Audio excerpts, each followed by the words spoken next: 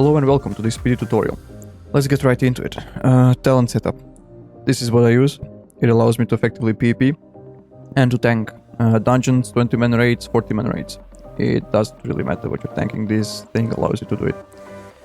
There are 4 core parts that you need. You need improved Seal of Righteousness, you need Consecration, you need improved Righteous Fury, and you need Blessing of Kings. You don't necessarily need to copy my build. Just keep the 4 core parts and then go, for example, deeper into Retribution. It's gonna allow you to tank more effectively, it's gonna allow you to create more aggro, which is always nice. So Sevrak, how do you do it? You precast Sanctuary, you precast Seal of Righteousness.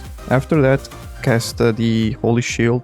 The moment boss starts attacking or you aggro it, throw down Consecrate and judge the Seal of Righteousness. And after that, just continue on with the rotation.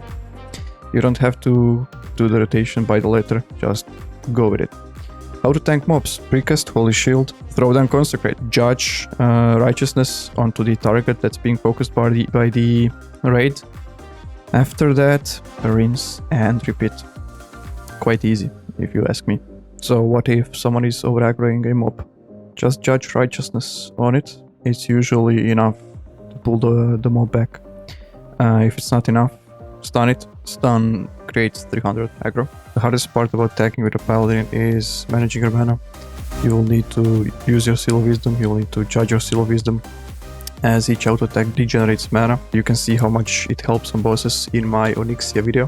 The second good source of mana regen are mana potions. Use them freely, use them a lot. They help you generate aggro and they will save your party from wiping. Another good source of mana is Dark Rune and Demonic Rune. I personally don't use them, but if you are in a pinch, they can slap a decent amount of mana onto. They also generate a bit of aggro. Gear. I prioritize Intellect, Stamina, Spell Power. Intellect gives you more mana, you need mana to tank. Stamina, you need to survive, you need more HP. Spell Power equals your threat generation if you are not using blessings to spam. I'll talk more about the blessing spam in the later part of the video. I use Judgment set and I've mixed in some evasion stats. As you can see, I use a lot of block percentage. The more block percentage you have, the more aggro you create, because it reflects back holy damage to the target. And you wouldn't believe how much threat that stuff generates. Sometimes it goes up to 1000. It's insane, especially if you have holy shield left. Weapon swapping. I use one slow weapon and I use one really fast weapon. I use Flurry Axe as it is the fastest weapon that I was able to find because of the one extra attack that procs quite often. I use it to regenerate mana on bosses when I judge the Seal of Wisdom and use Seal of Wisdom. I use Bloodlord Defender to tank heavy hitting bosses. It is still a fast weapon. It regenerates a bit less mana, but it provides more sustainability, which sometimes you need. For enchantments, I use Lifestealing on my Flurry Axe. The best enchant to use would be 30 spell power, so go with that one. All of that costs money. So how do you get money? It's simple, tank service. People need tanks for dungeons and you just go there, say I'm gonna tank for money or for unwanted items. It actually works quite simple. You just grid on everything and they need on what they need. What they don't need, you get. Add-ons. You definitely need 2 add-ons. One is the Valley Power. You will see why later when I'm going to explain how to tank bosses in raids. And you will need the Threat Meter. Another decent add-on is called Bigwigs. It's the left one that says boom. It tells you when a boss is gonna do a certain ability or a certain phase. If you've never tanked any bosses, it's gonna help you a lot. People won't trust you because you're a tank paladin, so having this will help you not fuck up when you shouldn't.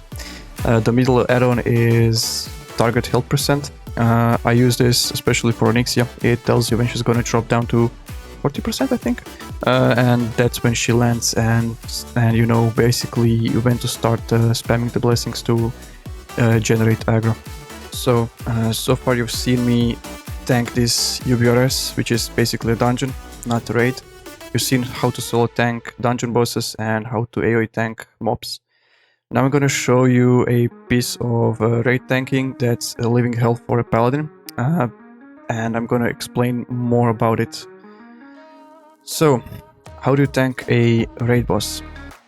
Everyone is gonna tell you that you just spam blessings and that's it, but there is much more to it. So let's first elaborate the blessing spam. We use Greater Blessing of Kings to generate aggro, because if you see, the school of the blessing is holy, which means that it generates threat. It basically means it's a threat generating spell. And as the school is holy, it multiplies its effectiveness with the righteous fury, so you get 90% more threat for it. Which means that you get 114 aggro per cast of blessing per person you have cast it on. When you press Greater Blessing of Kings on a warrior, every single warrior in that group is gonna get it, which means your aggro is gonna be equal to 114 times the amount of people that receive the blessing. And also, if you do have enough of people, tanking with Blessing of Kings has two side effects. One of them is that the threat generated by the Blessing of Kings is equally distributed throughout the mobs. So if you have two mobs, each receives half of the threat generated. Also, if the people you are throwing the blessing on are not on the mob's aggro list, that mob will not receive the aggro that it should. So be careful about that. So how to actually tank a boss that has adds and lots of mobs around it. The following example explains this. You can see me use the standard rotation that I've explained before while tanking UBRS, and I use Blessing of Kings spam to generate additional aggro, which means I consecrate the ground, I holy shield myself, I judge righteousness, but when all of that is on cooldown, I spam Blessing of Kings.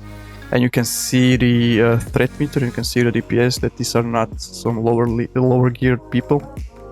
You can see that they are actually doing decent threat and damage. So this is basically Paladin's tanking hell. Once you're able to tank in a situation like this effectively, you're a god. Now that you have the knowledge how to tank with a Paladin in at least 15-year-old game, get out and have some fun.